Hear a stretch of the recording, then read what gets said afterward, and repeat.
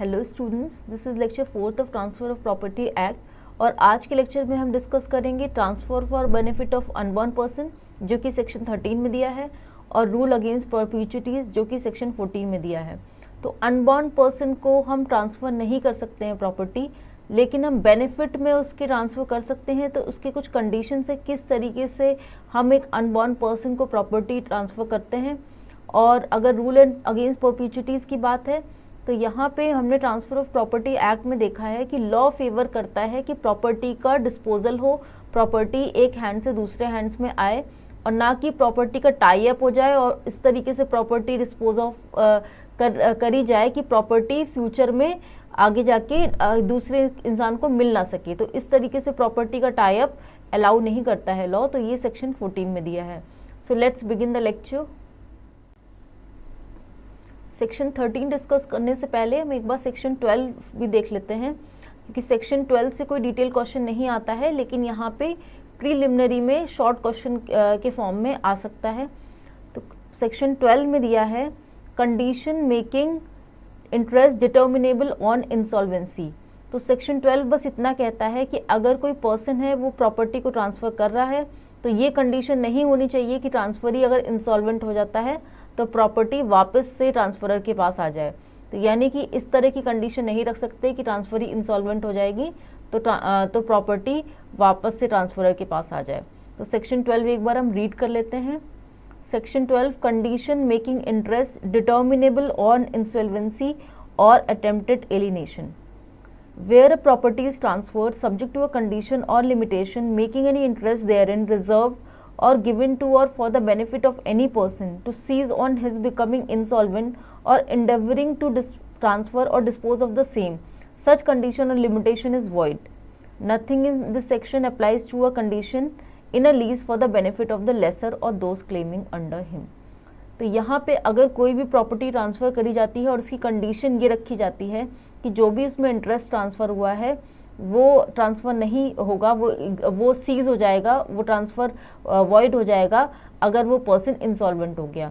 लेकिन इसका एक एक्सेप्शन रखा गया कि लीज़ डीड अगर है तो वहाँ पे लेसर के बेनिफिट के लिए, क्योंकि अगर एक लीज़ है, यहाँ पे अगर एक लीज़ है, कोई लीज़ पे रह रहा है, तो यहाँ पे अगर लेसी जो है वो इंसॉल्वेंट हो जाता है, तो अगर लेसी इंसॉल्वेंट हो जाएगा तो वो रेंट ही नहीं पे कर पाएगा।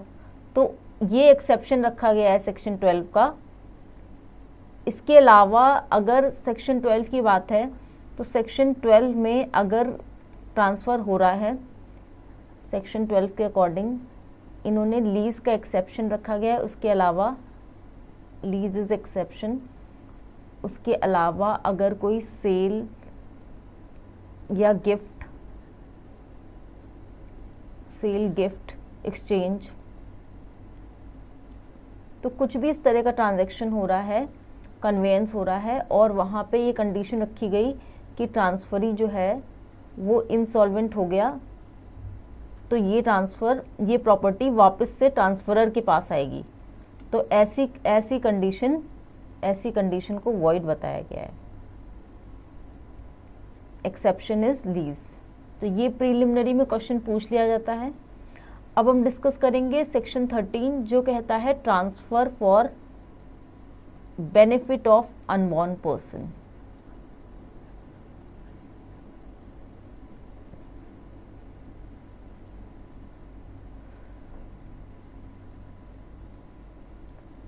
यहाँ पे इसको हम दो पार्ट में पढ़ेंगे। पहला चाइल्ड इन वूम, यानी कि अगर माँ के वूम में बच्चा है उसकी क्या कंडीशन है, तो उसको तो हम बोलते हैं कि he is a competent transferee,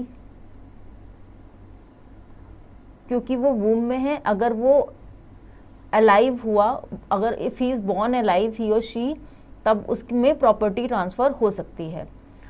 अब हमने सेक्शन 5 भी पढ़ा हुआ है, तो सेक्शन 5 एक बात कहता है कि प्रॉपर्टी ट्रांसफ़र होगी from one living person to another living person. ठीक है, यानी कि ये जो लिविंग पर्सन है ये तो ट्रांसफरर होगा ही, और दूसरा पर्सन जो ट्रांसफरी है वो भी लिविंग पर्सन होना चाहिए। तो both must be living person. यहाँ पे चाइल्ड इन वूम, क्योंकि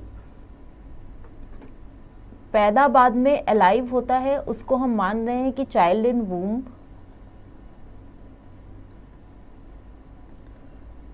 ये मान रहे हैं कि he will be born alive, he or she will be born alive. तो ये हम बोल सकते हैं कि सेक्शन 5 का कोई वायलेशन नहीं है, और यहाँ पे ट्रांसफ़र, जो भी ट्रांसफ़र होगा वो वैलिड होगा। ठीक है, इसको बोलते हैं, चाइल्ड इन वूम को बोलते हैं चाइल्ड एन वेंट्रे सा मेरे। तो इसका मतलब ये है कि चाइल्ड इन वूम तो कॉम्पिटेंट ट्रांसफरी है। अब बात आ रही है अनबॉर्न पर्सन की। तो सेक्शन 13 बेस्ड है transfer for benefit of unborn person. जब बात आएगी अनबॉर्न पर्सन की, तो एक बात हमें ध्यान रखनी है कि अनबॉर्न पर्सन वो पर्सन है who is not even in mother's womb. तो यहाँ पे काफ़ी कन्फ्यूजन होता है, इसीलिए क्लैरिफिकेशन बहुत ज़रूरी है। तो unborn person, he or she is a person who is not in existence, who is not in existence, or even in mother's womb। तो ये एग्जिस्टेंस में भी नहीं है, मदर के वूम में भी नहीं है। तो यहाँ पे काफ़ी इम्पॉर्टेंट ये है कि अगर हम कह रहे हैं अनबॉर्न पर्सन, तो ये एक तरीके से सेक्शन 5 का वायलेशन है। तो इसके अकॉर्डिंग तो यहाँ पे ट्रांसफ़र हो ही नहीं सकता। इसेंशली यहाँ पे ट्रांसफ़र अगर हम करेंगे, एक अनबॉर्न पर्सन को ट्रांसफ़र करेंगे, transfer to unborn person,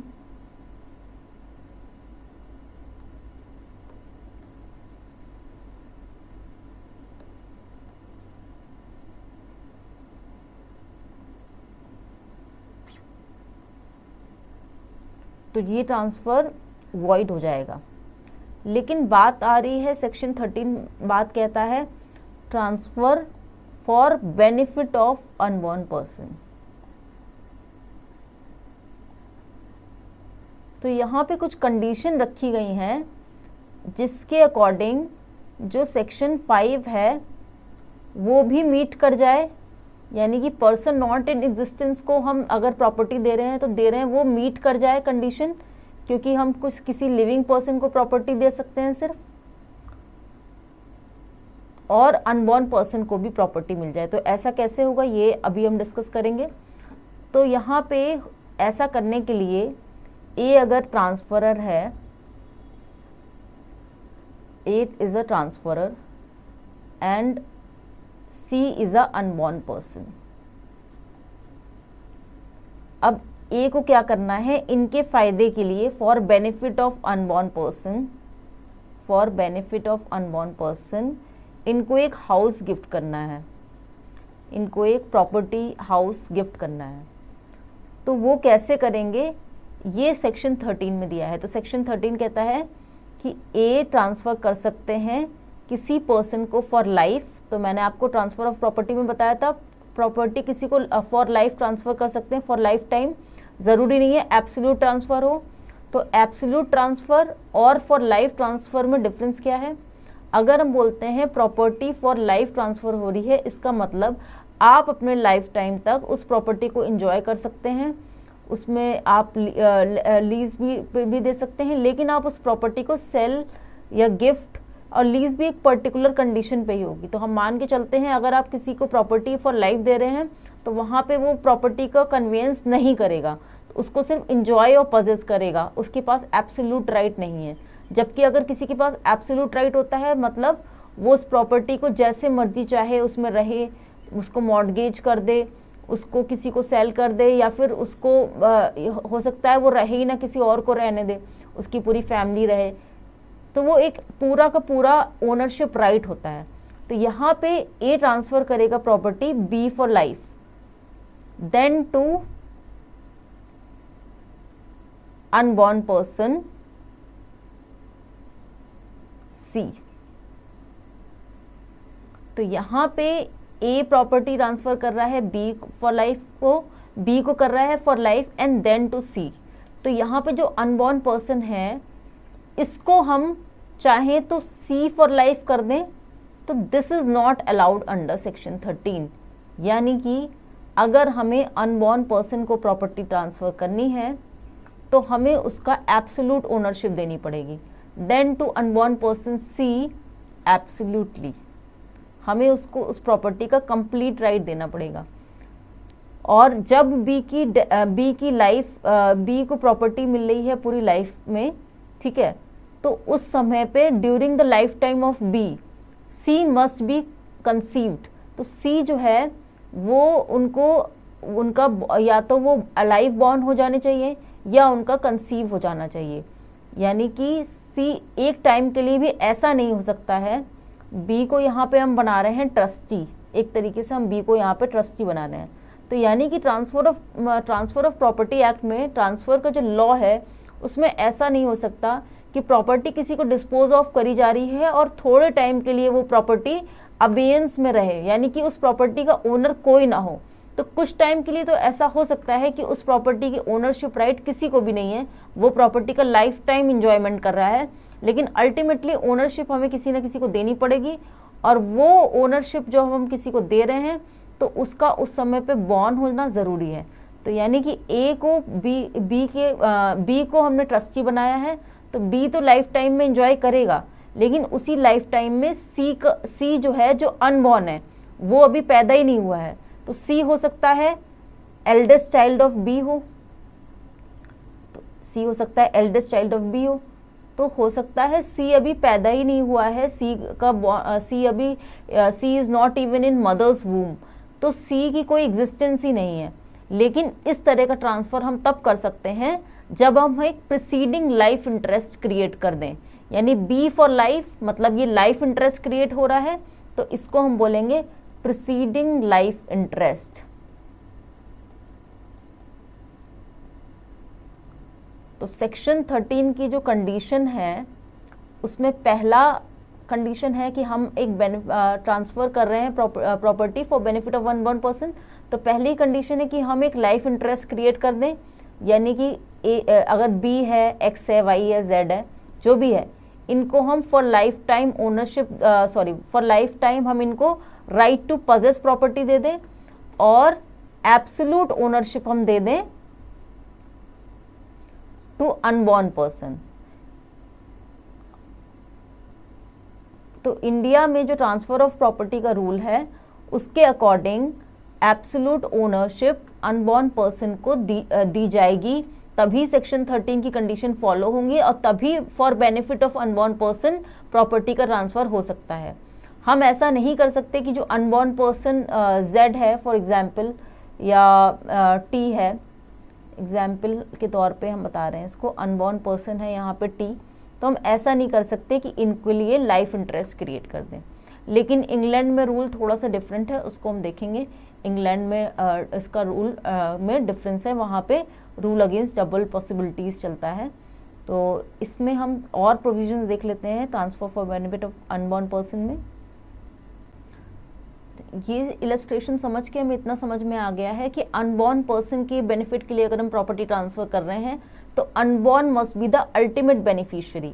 ultimate beneficiary होना चाहिए अनबॉर्न पर्सन, भले ही वो एग्जिस्टेंस में ना हो, लेकिन प्रॉपर्टी हम उसको दे सकते हैं, लेकिन डायरेक्टली नहीं दे सकते, इनडायरेक्टली दे सकते हैं। तो इनडायरेक्टली हम कैसे दे देंगे? बाय प्रीसीडिंग लाइफ इंटरेस्ट, एक लाइफ इंटरेस्ट क्रिएट करके, और वो लाइफ इंटरेस्ट सिर्फ एक इंसान के लिए क्रिएट नहीं हो सकता है, 2-3 के लिए भी क्रिएट हो सकता है। तो इसका इलस्ट्रेशन हम देखेंगे। यहाँ पे ए ट्रांसफ़र प्रॉपर्टी कर रहा है X for life and then to Y for life. तो एक्स और वाई इनका क्या रोल है? अगर हम बात करें ए जो कि ट्रांसफरर है, ठीक है, ए इज़ अ ट्रांसफरर, और एक्स और वाई को फॉर लाइफ ट्रांसफ़र हो रही है प्रॉपर्टी, तो इनको ये जो है दे आर इनका इंटरेस्ट जो क्रिएट हो रहा है that is preceding life interest. तो एक्स और why they must be person in existence, ठीक है, इनका एग्जिस्टेंस होना चाहिए, ऐसा नहीं होना चाहिए कि ये इस समय अनबॉर्न हो। तो ये तो इनको life for life time transfer हो, जिसको भी property for life time transfer हो रही है उसके लिए सेक्शन 5 की ये कंडीशन लगेगी, that property must be transferred from one living person to another. तो एक्स और वाई तो यहाँ पे लिविंग पर्सन है, तो यहाँ पे प्रॉपर्टी ट्रांसफ़र हो रही है X for life then to Y for life. और ट्रांसफ़र ऑफ प्रॉपर्टी एक्ट का रूल है कि प्रॉपर्टी को अबेंस में नहीं रखा जा सकता, यानी कि कंप्लीट ओनरशिप किस में वेस्ट करेगी, ये बहुत सालों तक नहीं रखा जा सकता। तो इसीलिए एक्स फॉर लाइफ को दे दिया हमने, वाई फॉर लाइफ को दे दिया, जेड को भी फॉर लाइफ दे दिया, लेकिन अल्टीमेटली इसकी ओनरशिप हमें किसी ना किसी को देनी पड़ेगी। तो क्योंकि हम बात कर रहे हैं यहाँ पे अनबॉर्न पर्सन की, तो यहाँ पे फिर हमने दिया है ये transfer unborn child of Z. तो एक्स वाई जेड जो है ये होने चाहिए living persons at the date of transfer, यानी कि ये जो लाइफ इंटरेस्ट क्रिएट हो रहे हैं उन वो पर्सन्स लिविंग होने चाहिए। तो एक्स वाई जेड तीनों लिविंग हैं, लेकिन Z is the last person जिसमें लाइफ इंटरेस्ट क्रिएट हो रहा है। तो Z must be born, sorry, Z is the last person to whom the life interest is created, ठीक है। लेकिन अनबॉर्न चाइल्ड ऑफ जेड को अल्टीमेट ओनरशिप मिलेगी। तो अनबॉर्न चाइल्ड ऑफ जेड जो है उसका ही must be born within the life time of Z, ठीक है। तो अनबॉर्न पर्सन की must be born within the life time of Z. So this is very important. तो इस इलस्ट्रेशन को अगर हम इसको एक्सप्लेन करें तो इसको हम फिर से समझते हैं in order to avoid any kind of confusion. तो सेक्शन 13 की जब बात आ रही है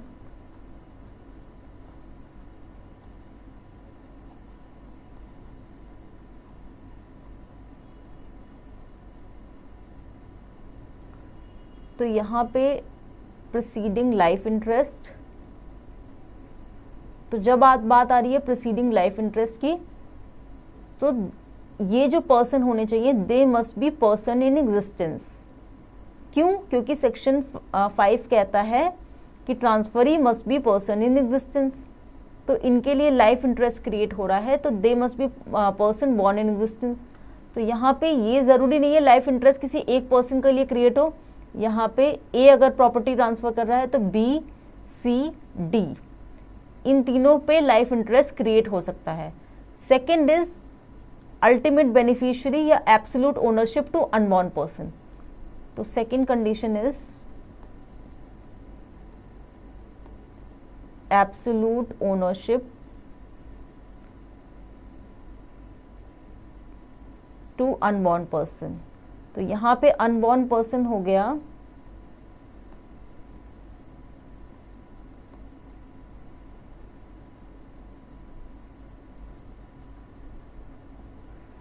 अनबॉर्न पर्सन हो गया डीज चाइल्ड, ठीक है। तो डी को हम फॉर लाइफ प्रॉपर्टी ट्रांसफ़र नहीं कर सकते क्योंकि वो अनबॉर्न है।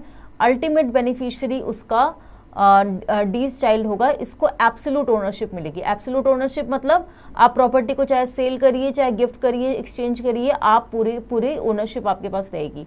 और लाइफ इंटरेस्ट मतलब you have a right to possession. तो यहाँ पे ए ट्रांसफ़र कर रहा है, ए इज़ द ट्रांसफरर।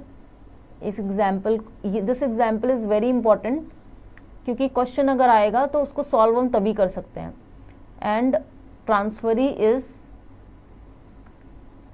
यहाँ पे हो रहे हैं B, C, D and D's child E who is unborn.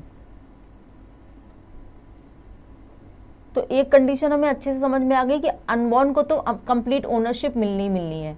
अब ये बी, सी, डी हैं, ये है पर्सन इन एग्जिस्टेंस, यानी ये लिविंग पर्सन है, ठीक है। तो लिविंग पर्सन है तो इनके लिए हम लाइफ इंटरेस्ट क्रिएट कर सकते हैं, यानी A can transfer property to B, C, D for life. तो कैसे होगा ये?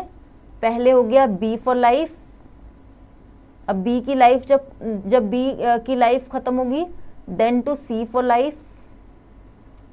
जैसे ही बी की लाइफ अगर बी नहीं रहता है तो सी, और अगर सी नहीं रहता है देन टू डी। तो इन सब के हुए हैं लाइफ इंटरेस्ट क्रिएटेड। तो ये एक तरीके से ट्रस्टी ऑफ प्रॉपर्टी हैं, इनमें प्रिसीडिंग लाइफ इंटरेस्ट क्रिएट हुआ है। They are suppose to take care of the property for the benefit of ultimate beneficiary. अब अल्टीमेट बेनिफिशियरी कौन है, यहाँ पे इस एग्जाम्पल के अकॉर्डिंग डीज चाइल्ड, और ज़रूरी नहीं है वो डीज चाइल्ड हो, वो कोई स्ट्रेंजर भी हो सकता है। तो D's child E is the ultimate beneficiary, और ये ई जो है ये अभी पैदा नहीं हुए, ये अनबॉर्न पर्सन है।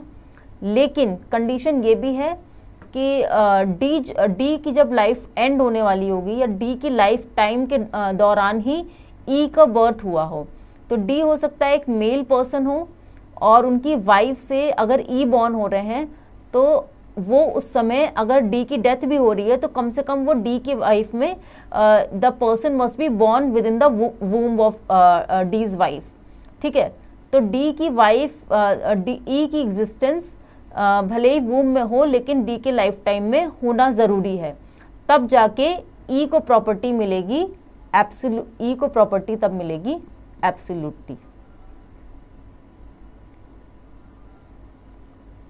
So this is a very important illustration. इस इलस्ट्रेशन के अकॉर्डिंग अगर कोई भी क्वेश्चन आता है तो हम उसको सॉल्व कर सकते हैं सेक्शन 13 का।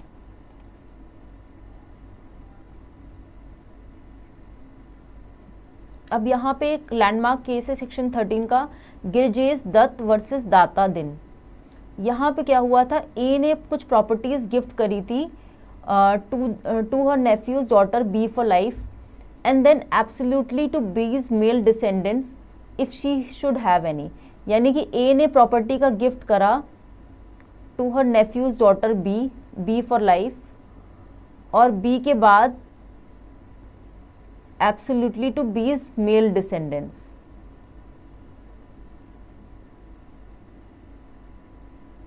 यानी कि बी के अगर बच्चे हो रहे हैं तो फिर उनके वो मेल डिसेंडेंट्स हो, फीमेल ना हो। और अगर कहते हैं अगर कोई मेल चाइल्ड ऑफ बी नहीं होते हैं तो बीज डॉटर को रहेगा, लेकिन विदाउट पावर ऑफ एलिनेशन। तो बीज डॉटर क्या है, बीज मेल डिसेंडेंट्स, ये भी अभी इस समय अनबॉर्न है। और जो बात हो रही है अगर मेल डिसेंडेंट्स नहीं होते, मेल चाइल्ड नहीं होता है, डॉटर होती हैं, तो डॉटर भी अनबॉर्न है। लेकिन ये क्या कह रहे हैं कि डॉटर को कोई पावर ऑफ एलिनेशन नहीं मिलेगा। कोई पावर ऑफ एलिनेशन नहीं मिलेगा, इसका मतलब एब्सोल्यूट ओनरशिप नहीं मिलेगी। तो ये गलत है सेक्शन 13 के अकॉर्डिंग। अगर हम एक अनबॉर्न चाइल्ड के बेनिफिट के लिए कोई प्रॉपर्टी दे रहे हैं तो उसके पास उसकी कंप्लीट ओनरशिप होनी चाहिए। तो यहाँ पे कंप्लीट ओनरशिप नहीं है, उसको पावर ऑफ एलिनेशन नहीं दिया गया है। So this is absolutely wrong. तो यहाँ पे डॉटर का जो ट्रांजेक्शन है, डॉटर का जो ट्रांसफ़र है, तो वो तो हो गया वॉइड। ठीक है, और अगर हम बोल रहे हैं कि B for life and absolutely to B's male descendants, तो अगर मेल डिसेंडेंट्स हो जाते हैं तो उनको एब्सोल्युटली मिल रहा है, तो ये इतना तो हो गया वैलिड ट्रांसफ़र। ठीक है, लेकिन अगर डॉटर हो जाती हैं और डॉटर को बोल रहे हैं फॉर लाइफ देंगे, एब्सोल्युटली नहीं देंगे, तो ये हो जाएगा वॉइड ट्रांसफ़र। ठीक है, अब यहाँ पे हुआ क्या है, एक्चुअल कंडीशन में बी की डेथ हो जाती है इशूलेस, यानी कि बी को तो ना मेल चाइल्ड हुआ है और ना ही फीमेल चाइल्ड हुआ है, तो बी हैज़ डाइड इशूलेस। तो कोर्ट ने यहाँ पे कहा कि गिफ्ट को जो गिफ्ट दिया गया है फॉर टू बी, ये वैलिड है क्योंकि बी जो था वो लिविंग पर्सन था। लेकिन गिफ्ट जो है जो बीज डॉटर के बारे में वो वॉइड है क्योंकि उसको एब्सोल्यूट ओनरशिप तो दी नहीं है, लिमिटेड इंटरेस्ट दिया गया है। और कहा गया है कि उसके बाद में ये था कि अगर प्रॉपर्टी इन लोगों को मिलेगी उसके बाद ए के नेफ्यू को मिलेगी।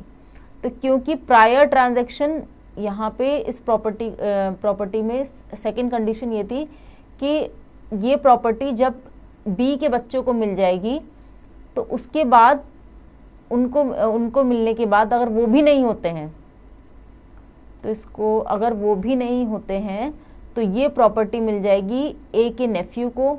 तो क्योंकि ये condition subsequent condition prior condition पर डिपेंडेंट थी, तो ये कंडीशन हो जाएगी वॉइड। तो यहाँ पे ये ट्रांसफ़र भी वॉइड हो जाएगा। इस एग्जाम्पल में जब ए गिफ्ट कर रहा है, ठीक है, बी को फॉर लाइफ, और बोल रहा है कि बी के अगर मेल डिसेंडेंट्स होते हैं तब उनको एब्सोल्युटली दे सकते हैं। ठीक है, और अगर फीमेल होते हैं तो सिर्फ लाइफ इंटरेस्ट मिलेगा। तो यहाँ पे ये जो मेल डिसेंडेंट्स और फीमेल डिसेंडेंट्स हैं ये दोनों हैं अनबॉर्न, दोनों ही अनबॉर्न हैं। तो कोर्ट ने कहा बी फॉर लाइफ दे रहे हैं, ये तो सही है, वैलिड ट्रांसफ़र है, दे सकते हैं। लेकिन ये जो इनको दे रहे हैं लाइफ इंटरेस्ट अनबॉर्न, अगर ये फीमेल डिसेंडेंट्स हैं तो ये ट्रांसफ़र हो गया वॉइड, ये वॉइड हो गया।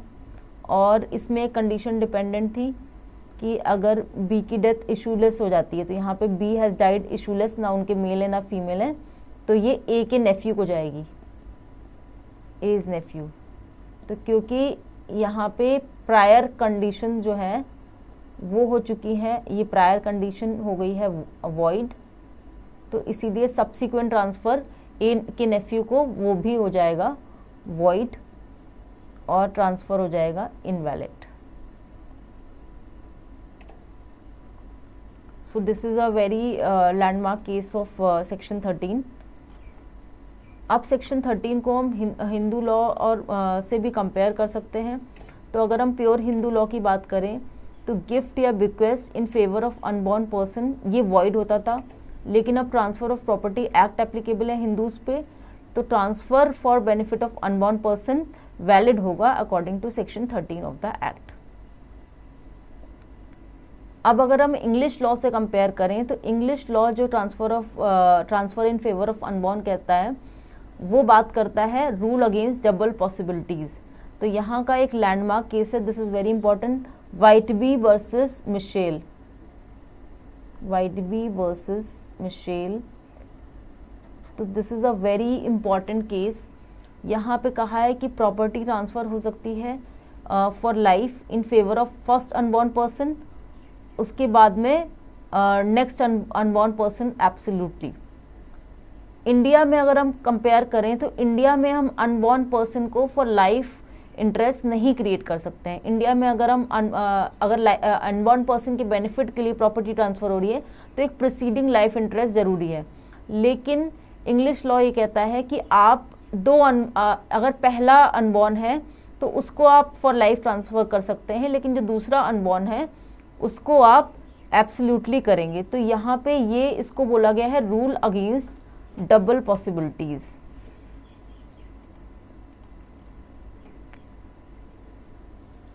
So this is rule against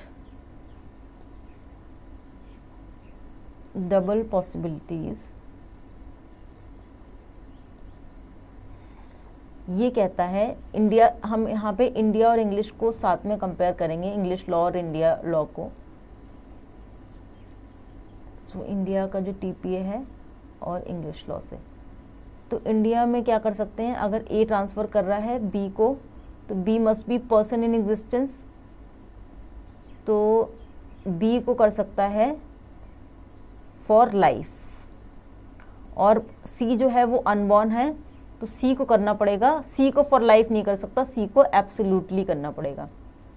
लेकिन इंग्लिश लॉ कहता है कि अगर ए प्रॉपर्टी ट्रांसफ़र करना है for benefit of unborn person तो वो बी फॉर लाइफ कर सकता है, फिर वो कर सकता है एक अनबॉर्न को पर्सन को फॉर लाइफ, लेकिन जो दूसरा अनबॉर्न होगा ये हो गया फर्स्ट अनबॉर्न पर्सन, लेकिन जो सेकेंड अनबॉर्न पर्सन होगा इसको एब्सोल्युटली देना पड़ेगा। तो सेकेंड अनबॉर्न पर्सन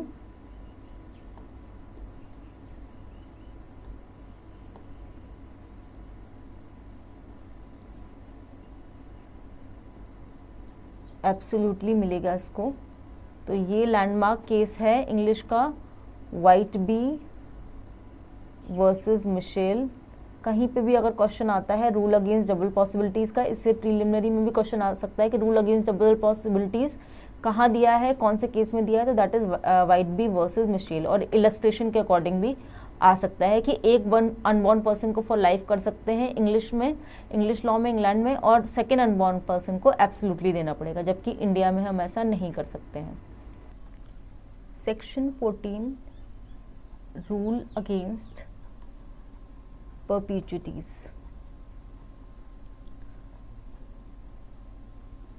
परपीचुइटी का मतलब होता है इनडेफिनिट पीरियड।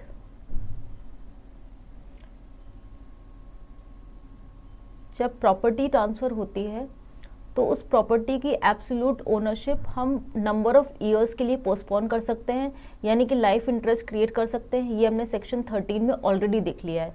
अब सेक्शन 14 जो है वो सेक्शन 13 का एक्सटेंशन है। हम अनबॉर्न पर्सन के बेनिफिट के लिए लाइफ इंटरेस्ट क्रिएट कर रहे हैं, उससे काफ़ी सालों तक एक प्रॉपर्टी ट्रांसफर कर रहा है बी को for life, then to C for life, then to D for life, then ultimately to D's child. तो काफ़ी सालों के लिए प्रॉपर्टी की जो एक्चुअल ओनरशिप है वो किसी के पास नहीं है, मतलब वो प्रॉपर्टी जो है उसकी वेस्टिंग ऑफ प्रॉपर्टी जो है वो काफ़ी टाइम तक नहीं है। तो ये जो इनडेफिनिट पीरियड है, ये सेक्शन 14 कहता है कि इनडेफिनिट पीरियड, या फिर हम बोलें कि फॉरएवर, तो हमेशा हमेशा के लिए हम किसी प्रॉपर्टी का ये नहीं कह सकते कि वो प्रॉपर्टी किसी में वेस्ट ही नहीं करेगी, उसका ओनर कोई होगा ही नहीं, और लंबे समय के, बहुत लंबे समय के लिए हम नहीं कर सकते। तो उसके कुछ रूल्स एंड रेगुलेशंस हैं। तो उसके क्या रूल्स हैं, क्या रेगुलेशंस हैं, ये हम सेक्शन 14 में देखेंगे। तो इससे समझने से पहले हम समझेंगे वेस्टिंग ऑफ प्रॉपर्टी क्या होता है। अगर बात हो रही है वेस्टिंग ऑफ प्रॉपर्टी, यानी कि प्रॉपर्टी अगर हम बोल रहे हैं कि बी में वेस्ट करती है, तो इसका मतलब क्या है? इसका मतलब ये है कि B is owner of property and has full right to alienate the property. वो चाहे तो प्रॉपर्टी को सेल करे, गिफ्ट करे, मॉर्गेज करे, एक्सचेंज करे, किसी भी टाइप का कन्वीनियंस कर सकते हैं, ये उनका पूरा राइट है। वो चाहे तो उस प्रॉपर्टी पे रहें, खुद रहें, या उनके फैमिली मेम्बर्स रहें, या फिर लीज पे दे दे, या फिर वो अकेले रहें, तो उनकी पूरी मर्जी है। He is complete owner. तो इसको हम बोलते हैं वेस्टिंग ऑफ प्रॉपर्टी। अब बात आती है वेस्टिंग ऑफ प्रॉपर्टी की पोस्टपोनमेंट की, यानी कि अगर हम बी को कंप्लीट ओनर ना बनाएं और बी को प्रॉपर्टी दें फॉर लाइफ, और फिर हम कर सकते हैं कि उसके बाद बी की जब डेथ हो जाएगी तो सी को फॉर लाइफ दे दें, फिर सी की जब डेथ हो जाएगी तब हम डी फॉर लाइफ दे दें। तो एक क्वेश्चन यहाँ पे ये उठता है कि क्या हम हमेशा ऐसा कर सकते हैं? तो हमेशा हम ऐसा नहीं कर सकते हैं, उसके लिए कुछ रूल्स हैं। तो यानी कि वेस्टिंग ऑफ प्रॉपर्टी को कुछ टाइम के लिए पोस्टपोन करा जा सकता है, लेकिन अल्टीमेटली हमें किसी न किसी को देना पड़ेगा। तो सेक्शन 13 में देखा हमने कि अनबॉर्न पर्सन जो कि अभी मदर के वूम में भी नहीं था, उसको हम अल्टीमेट ओनर बना रहे थे। तो मान लेते हैं ई यहाँ पे अल्टीमेट अनबॉर्न पर्सन है, इनको हम बना रहे थे अल्टीमेट बेनिफिशियरी। तो प्रॉपर्टी इनमें वेस्ट कर रही थी, तो प्रॉपर्टी के बेनिफिशियरी ये थे। तो यहाँ पे जब प्रॉपर्टी के बेनिफिशियरी ये हैं ई, तो इनमें कह सकते हैं कि वेस्टिंग ऑफ प्रॉपर्टी, या फिर हम कह सकते हैं प्रॉपर्टी वेस्ट इन ई, यानी कि प्रॉपर्टी के कंप्लीट ओनर ई हैं। इसकी कंडीशन के अकॉर्डिंग सेक्शन 13 में हमने देखा था, सेक्शन 13 में ई को जब प्रॉपर्टी मिलेगी तो डी की लाइफ टाइम, यानी टर्मिनेशन ऑफ लाइफ इंटरेस्ट, तो लास्ट लाइफ इंटरेस्ट किसका है? पहले बी का है, फिर सी का है, फिर डी का है, तो लास्ट लाइफ इंटरेस्ट डी का है। तो टर्मिनेशन ऑफ लाइफ इंटरेस्ट और वेस्टिंग ऑफ प्रॉपर्टी, इसके बीच में this is termination of last life interest. तो लास्ट लाइफ इंटरेस्ट किसका है? लास्ट लाइफ इंटरेस्ट है डी का, और अल्टीमेटली प्रॉपर्टी किस में वेस्ट करेगी? ई की। तो जब इनकी डेथ हो रही हो उसके पहले ही ई जो है वो या तो बॉर्न होने चाहिए, ये अब इस वक्त अनबॉर्न है, या तो ये वूम्ब में होने चाहिए। अगर ऐसा नहीं है तो प्रॉपर्टी इनमें वेस्ट नहीं करेगी, प्रॉपर्टी ट्रांसफ़र नहीं होगा। तो ये कंडीशन है जो कि सेक्शन 13 के अकॉर्डिंग है। अब अगर हम सेक्शन 14 में आते हैं जो कि बात करता है रूल अगेंस्ट परपीचुइटीज़, तो इसका मतलब ये है, परपीचुइटीज़ का मतलब है इनडेफिनिट पीरियड। तो इनडेफिनिट पीरियड के लिए हम ऐसा नहीं कर सकते कि प्रॉपर्टी को अबेयंस में रख दें, प्रॉपर्टी को कंप्लीट ओनरशिप किसी में वेस्ट ही ना करें। दिस इज़ नॉट पॉसिबल, यानी कि ऐसा नहीं हो सकता कि प्रॉपर्टी जो है वो ए फॉर लाइफ हो, फिर बी फॉर लाइफ हो, सी फॉर लाइफ हो, डी फॉर लाइफ हो, और अल्टीमेटली इसकी ओनरशिप हम किसी को दे ही ना रहे हों। तो हमें अनबॉर्न पर्सन को हम अल्टीमेट बेनिफिशियरी अगर बना रहे हैं तो उसकी भी कंडीशन ये है कि लास्ट प्रीसीडिंग लाइफ इंटरेस्ट के डेथ होने के पहले ही जो अनबॉर्न है वो या तो वूम में होना चाहिए या तो वो बॉर्न पर्सन हो जाना चाहिए, that person must be born alive. तो इनमें से कंडीशन फॉलो होनी चाहिए। इसके अलावा सेक्शन 14 कहता है कि इसके अलावा थोड़े टाइम के लिए और पोस्टपोन करी जा सकती है, यानी कि हम ऐसा कर सकते हैं, ए जो है वो ट्रांसफरर है और प्रीसीडिंग लाइफ इंटरेस्ट है B for life, C for life, C for life, D for life, ठीक है। तो इन तीनों के हैं लाइफ इंटरेस्ट, तो प्रीसीडिंग लाइफ इंटरेस्ट वाली कंडीशन तो फॉलो हो गई। अब यहाँ पे कंडीशन ये है ई को तब मिलेगा when he attains majority.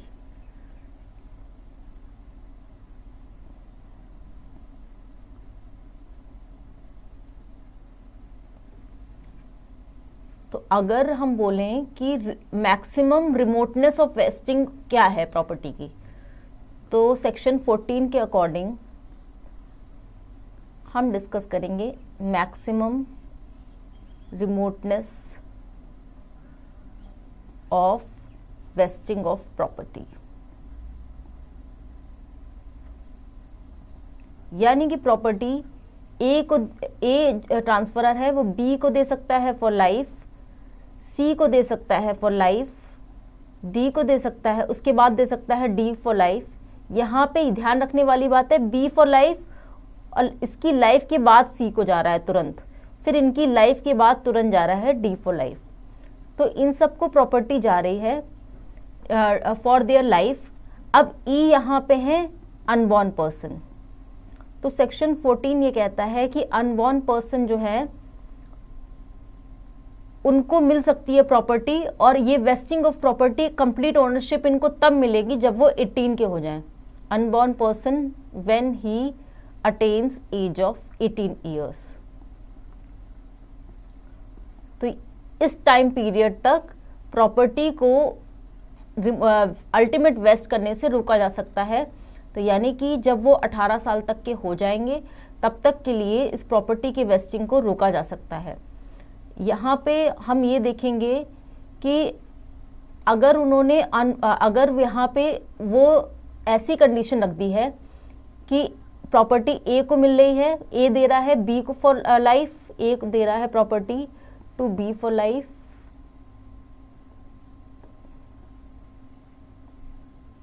A property दे रहा है to B for life,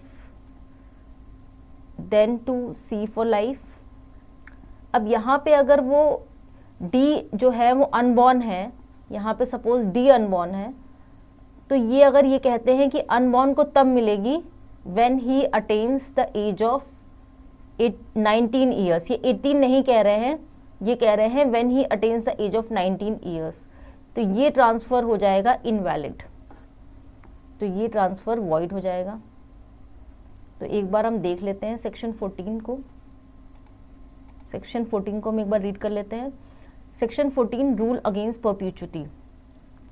No transfer of property can operate to create an interest which is to take effect after the lifetime of one or more living persons living at the date of such transfer। यानी कि कोई भी ऐसा transfer नहीं हो सकता है property का जो कि इंटरेस्ट क्रिएट करे after the life time of one और मोर लिविंग पर्सन। मतलब लिविंग पर्सन की लाइफ अगर वो एग्जिस्टेंस में है तब तो प्रॉपर्टी में इंटरेस्ट क्रिएट हो सकता है। And the minority of some person who shall be in existence at the expiration of that period, यानी कि अल्टीमेट बेनिफिशियरी जो है वो उसकी माइनॉरिटी तक, एंड वो जो माइनॉरिटी उसका टाइम पीरियड है वो person he should be in existence at the expiration of that period, यानी कि at the expiration of last preceding life interest. तो सेक्शन अगर हम रीड करते हैं तो उसमें इतनी क्लैरिटी नहीं है, इसीलिए इसका इंटरप्रिटेशन बहुत ज़रूरी है। And to whom if he attains full age the interest created is to belong। तो रूल अगेंस्ट परपेचुइटी का जो ऑब्जेक्ट है उसका ऑब्जेक्ट सिर्फ इतना है कि प्रॉपर्टीज़ के फ्री सर्कुलेशन होते रहें ताकि उनका ट्रेड एंड कॉमर्स बेटर रहे, और प्रॉपर्टी के अपने बेटरमेंट के लिए भी ये अच्छा है। यानी कि अगर एक प्रॉपर्टी है उसको हम बोल रहे हैं कि ए को प्रॉपर्टी दे रहा है बी को, फिर सी को दे रहा है, फिर डी को दे रहा है, फिर एफ को दे रहा है। तो इस तरीके से अगर हम वेस्टिंग ऑफ प्रॉपर्टी को पोस्टपोन कर रहे हैं, अल्टीमेट ओनरशिप को पोस्टपोन कर रहे हैं, तो वो एक टाइम पीरियड तक हो और प्रॉपर्टी का फ्री सर्कुलेशन होता रहे। तो इसीलिए जब अनबॉर्न को प्रॉपर्टी जा रही है तो वो हमेशा के लिए ना हो, वो बल्कि अगर सेक्शन 14 हम देखें तो वो ये कह रहा है कि वो attain for the period of attaining majority, यहीं तक वेस्टिंग ऑफ प्रॉपर्टी को टाला जा सकता है। तो जो फ्रीक्वेंट डिस्पोजिशन ऑफ प्रॉपर्टी है सोसाइटी के इंटरेस्ट में है, इसीलिए एक इनडेफिनेट पीरियड तक प्रॉपर्टी वेस्ट किस में करेगी, उसको नहीं पोस्टपोन किया जा सकता है।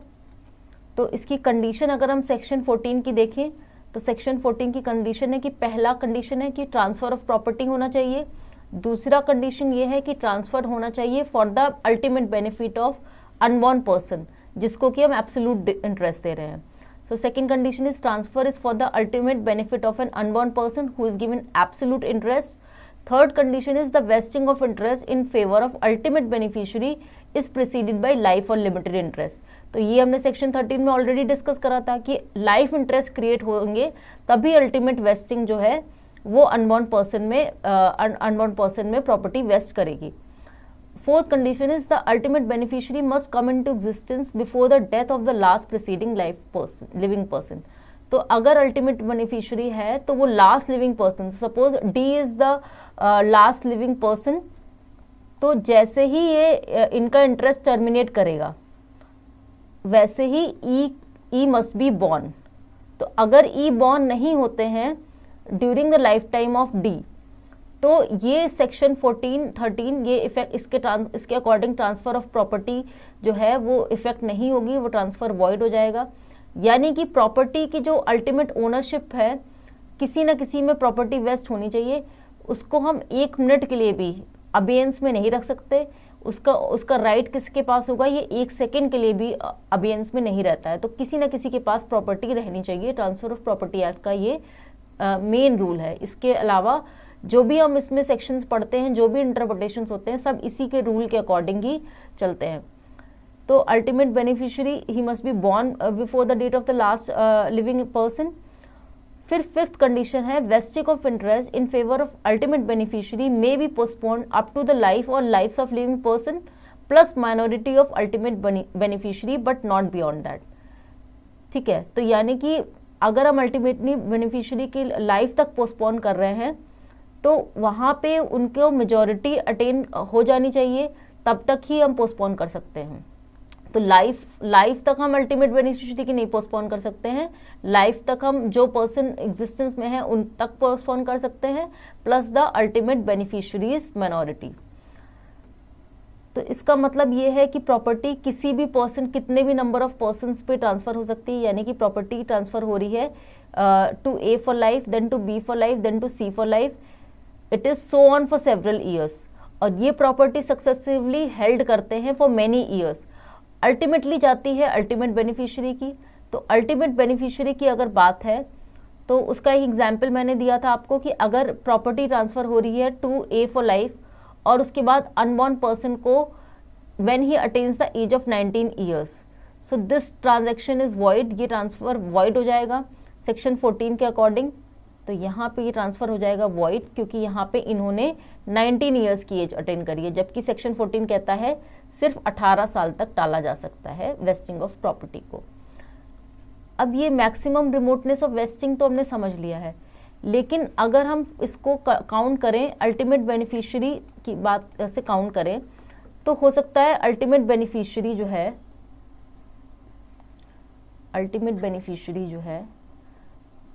ई है, तो ई जो है ई अनबॉर्न पर्सन है ट्रांसफर के टाइम। तो डी जो था जिसके हमने लास्ट लाइफ इंटरेस्ट क्रिएट किया था, ठीक है। तो यहाँ पे जब डी की डेथ हो रही हो उसके पहले E must be person in existence, ये कंडीशन है सेक्शन 13 के according. E must be person in existence. तो ई हो सकता है, ई जो है वो उस समय अपनी मदर के वूम में हो, तो अगर मदर के वूम में भी है तब भी हम उसको सेक्शन 5 के अकॉर्डिंग पर्सन, लिविंग पर्सन मान लेंगे और ट्रांसफ़र वैलिड हो जाएगा। तो अगर वो वूम में है तो ट्रांसफ़र ऑफ प्रॉपर्टी सेक्शन 14 के अकॉर्डिंग हमने पढ़ा कि life of last preceding interest, life of several persons, जिसमें लास्ट प्रीसीडिंग इंटरेस्ट भी आ गया, यानी BCD आ गया, plus minority of ultimate beneficiary, यानी प्लस माइनॉरिटी हमने पढ़ा, plus minority of ultimate beneficiary यहाँ पे कौन है, अल्टीमेट बेनिफिशियरी यहाँ पे है E, तो इनकी माइनॉरिटी तक, यानी जब E जो है वो 18 ईयर्स के हो जाएंगे। अब इसमें एक और चीज़ है, E उस समय वूम में थे तो यहाँ पे जेस्टेशन पीरियड भी काउंट होता है, यानी कि जब gestation period is when a child is conceived, ठीक है, जब चाइल्ड कंसीव होता है तो उसको बोलते हैं जेस्टेशन पीरियड। तो ये जेस्टेशन पीरियड मैक्सिमम होता है 9 मंथ्स या फिर 280 डेज। तो यहाँ पे अगर हम बात करें सेक्शन 14 के अकॉर्डिंग तो मैक्सिमम रिमोटनेस ऑफ वेस्टिंग जो है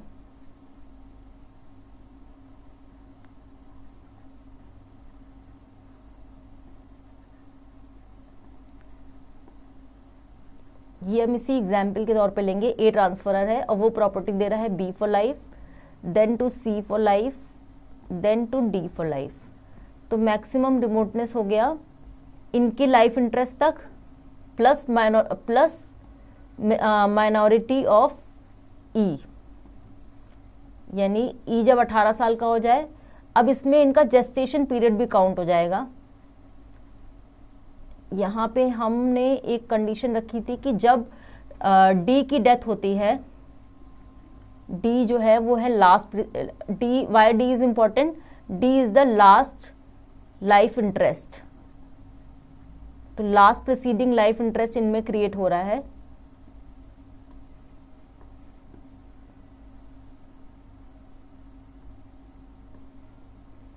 लास्ट प्रीसीडिंग लाइफ इंटरेस्ट, तो last preceding life interest create हो रहा है D में।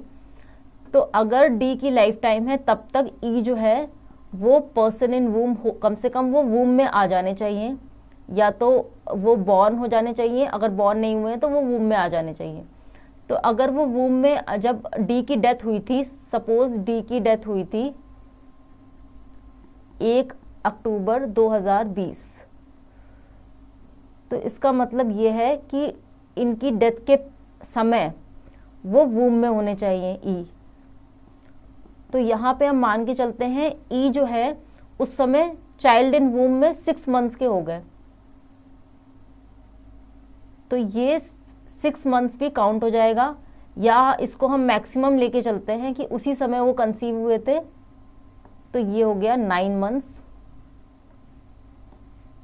9 मंथ्स हो गया। तो 9 months is the maximum period.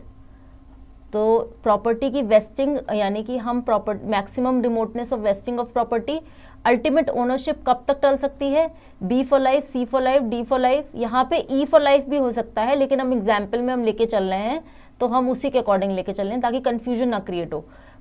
Plus minority of ultimate beneficiary, मतलब जो अनबॉर्न पर्सन है उसकी माइनॉरिटी तक।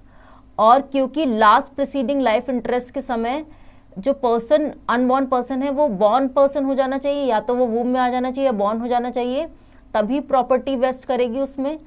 तो वो पीरियड भी हम काउंट कर लेंगे प्लस माइनॉरिटी पीरियड, यानी कि 9 मंथ्स भी कैलकुलेट कर लेंगे प्लस एज ऑफ माइनॉरिटी, यानी जब तक वो 18 साल का ना हो जाए। तो इस टाइम पीरियड तक किसी भी प्रॉपर्टी को वेस्टिंग से रोका जा सकता है, इसके बियॉन्ड नहीं रोका जा सकता। तो इसको बोलते हैं rule against perpetuities, and this is one of the most important section of TPA।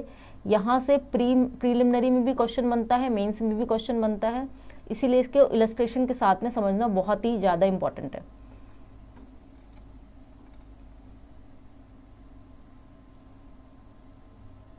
तो इसके इलस्ट्रेशन में एक इलस्ट्रेशन हम फिर से देख लेते हैं। यहाँ पे A ट्रांसफर प्रॉपर्टी कर रहा है X for life, then to Y for life, and then to unborn when he attains the age of majority. तो कंडीशन क्या है, X और Y जो है वो लिविंग पर्सन होने चाहिए, यानी इनमें लाइफ इंटरेस्ट क्रिएट हो रहा है, तो prior life interest is necessary. तो ये तो होने चाहिए living person according to section 5, क्योंकि सेक्शन 5 कहता है ट्रांसफर ऑफ प्रॉपर्टी तभी होगा जब ट्रांसफरी भी लिविंग पर्सन होगा। तो एक्स और वाई हो गए लिविंग पर्सन, इनमें लाइफ इंटरेस्ट क्रिएट हो रहा है। अब अनबॉर्न पर्सन एक है, वो लिविंग नहीं है, वो वूम में भी नहीं है, उनको प्रॉपर्टी अल्टीमेटली मिलेगी जब कि वो एज ऑफ मेजॉरिटी अटेन कर लेंगे। ठीक है, तो एज ऑफ मेजॉरिटी अटेन कर लेंगे जब अनबॉर्न पर्सन, उस समय उनको प्रॉपर्टी मिलेगी। तो ये हो गया maximum remoteness of wasting, plus वो पीरियड भी काउंट होगा जो कि जेस्टेशन पीरियड है, यानी कि जब वो वूम में थे वो पीरियड भी काउंट होगा। तो अगर हम देखें लास्ट प्रीसीडिंग लाइफ इंटरेस्ट, तो यहाँ पे लास्ट प्रीसीडिंग लाइफ इंटरेस्ट है वाई इस इलस्ट्रेशन के अकॉर्डिंग। तो जब वाई की डेथ होती है तो अनबॉर्न पर्सन एग्जिस्टेंस में होना चाहिए, या तो वो मदर के वूम में होना चाहिए, तो मान लेते हैं कि वो मदर के वूम में 6 मंथ्स का है, या तो वो एक बॉर्न चाइल्ड होना चाहिए, तो यहाँ पे मान लेते हैं या तो वो 6 ईयर्स का है। तो मैक्सिमम पीरियड जब तक कि वेस्टिंग ऑफ प्रॉपर्टी को पोस्टपोन किया जा सकता है, that is life of Y, यानी Y is the last preceding life interest. तो life of Y plus 6 months, तो ये पीरियड ऑफ जेस्टेशन है, इसको काउंट करेंगे, प्लस 18 ईयर्स। तो यहाँ पे मैक्सिमम रिमोटनेस ऑफ वेस्टिंग है, क्योंकि जेस्टेशन पीरियड यहाँ पे वो जेस्टेशन पीरियड यहाँ पे 6 मंथ्स था, तो यहाँ पे मैक्सिमम 9 मंथ हो सकता है। लेकिन जब वो डी का लाइफ इंटरेस्ट खत्म हो रहा था, लास्ट प्रीसीडिंग लाइफ इंटरेस्ट उनकी लाइफ के बाद में वो 6 मंथ्स के थे, तो यहाँ पे 6 मंथ्स हो गया जेस्टेशन पीरियड प्लस 18 ईयर्स। तो ये हो गया हमारा maximum remoteness of wasting of property, जो कि सेक्शन 14 में दिया है। अब इसके एक्सेप्शन की बात करें तो इसका एक्सेप्शन है सेक्शन 18 में, that is transfer in perpetuity for the benefit of public. Section 18 transfer in perpetuity ये कहता है कि अगर किसी भी बेनिफिशियल ऑब्जेक्ट के लिए हो रही है तो वो ट्रांसफर वॉइड नहीं होगा और वो अंडर द रूल अगेंस्ट परप्यूचिटी में नहीं आएगा। यानी कि अगर हम देखते हैं कि कुछ ट्रस्ट होते हैं वो फॉर द लाइफ टाइम ऐसा होता है, for the life time of many persons, उनकी वेस्टिंग किसी में प्रॉपर्टी में किसी में वेस्ट ही नहीं करती है, and that is the example of charitable institution, या फिर कोई हेल्थ इंस्टीट्यूशंस है, या फिर किसी भी बेनिफिशियल ऑब्जेक्ट के लिए अगर कोई प्रॉपर्टी है तो उसकी वेस्टिंग को टाला जा सकता है, वहां पर रूल अगेंस्ट परप्यूचिटी नहीं लगेगा। उसके अलावा रूल अगेंस्ट परप्यूचिटी हर जगह लगता है। साथ ही में अगर हम देखें इसके सेकेंड एक्सेप्शन को, दैट इज पर्सनल एग्रीमेंट। तो अगर पर्सनल एग्रीमेंट है जहां पे ट्रांसफर ऑफ प्रॉपर्टी एक्ट ही नहीं लगता है, उस जगह पे रूल अगेंस्ट परप्यूचिटी नहीं लगेगा। तो यहाँ पे एक इंपॉर्टेंट केस है राम बरन वर्सेस राम मोहित। यहाँ पे सुप्रीम कोर्ट ने कहा है कि अगर सिर्फ कॉन्ट्रैक्ट है सेल ऑफ इमूवेबल प्रॉपर्टी का, तो ये कोई इंटरेस्ट नहीं क्रिएट करता है इमूवेबल प्रॉपर्टी पे। यहाँ पे एक्चुअल सेल नहीं हो रहा है बल्कि कॉन्ट्रैक्ट ऑफ सेल हो रहा है, तो यहाँ पे ट्रांसफर ऑफ प्रॉपर्टी का रूल नहीं लगेगा, कॉन्ट्रैक्ट एक्ट का लगेगा। तो इसीलिए यहाँ पे रूल अगेंस्ट परप्यूचिटी एप्लीकेबल नहीं है। अब इसके हम देख लेते हैं मेंस के क्वेश्चन में कौन सा सेक्शन 13 और 14 से क्वेश्चन आता है। तो एक तो शॉर्ट नोट आ जाता है, दैट इज इस तरीके से आ सकता है, right short note on transfer of property for benefit of unborn person. Bihar में क्वेश्चन पूछा गया है। और इसके अलावा प्रॉब्लम बेस भी आ सकता है, if A transfers his property to B for life and thereafter to his unborn son for life. तो हमने यही पढ़ा है कि अनबॉर्न सन को अल्टीमेट बेनिफिशियरी बनाया जाता है, वो एब्सोल्यूट ओनर होता है, उसको फॉर लाइफ इंटरेस्ट नहीं क्रिएट करा जा सकता है। तो इसका आंसर हमें सेक्शन 13 के अकॉर्डिंग देना है। Then explain the rule against perpetuity provided in section 14, how does it affect an agreement to sell property in future. तो यहाँ पे हमें सेक्शन 14 को एक्सप्लेन करना है, और अगर हमें प्रॉपर्टी फ्यूचर में सेल करनी है तो किस तरीके से इफेक्ट होता है। तो जो सेक्शन 14 में हमने पढ़ा है उसके इलस्ट्रेशन, उसके एग्जाम्पल्स देख के हमें इसको समझाना है।